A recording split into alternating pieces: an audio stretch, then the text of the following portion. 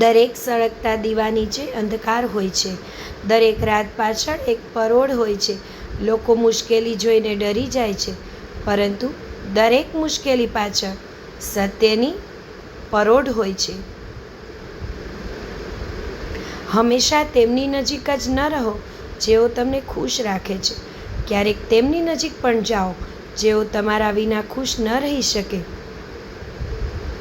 સરનામા એક ઘરના હવે જડતા નથી. જ્યાં રહેતા હોય લોકો સંપથી, એવા ઘર હવે મળતા નથી. પ્રભાવ સારો હોય તેના કરતાં સ્વભાવ સારો હોય ને તે વધારે જરૂરી હોય છે.